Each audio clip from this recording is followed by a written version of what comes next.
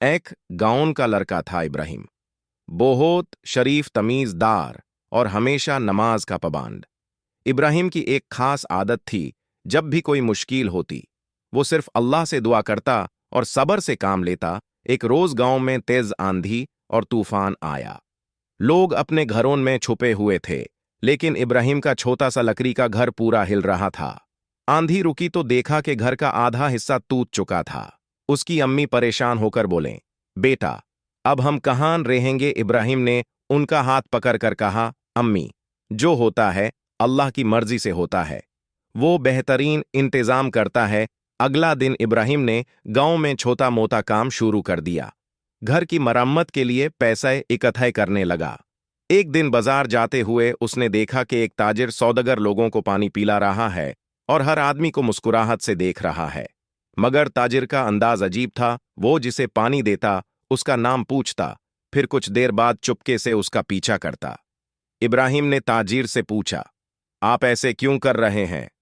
ताजिर ने कहा, बेटा, मैं किसी ईमानदार मददगार की तलाश में हूं। बहुत लोग देखे, लेकिन कोई बात में सच्चा नहीं निकला। इब्राहिम चुप हो गया। उस वक्त एक अजीब हादसा हुआ।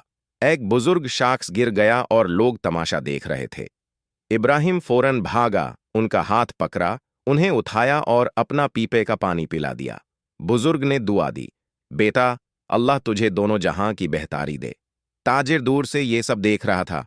वो इब्राहिम के पास आया और बोला, आखिर मुझे वो बंदा मिल ही गया जिससे मैं ढूंढ रहा था। बेटा, मैं अपनी दुकान किसी ईमानदार को देकर रोजगार बांटना चाहता हूं।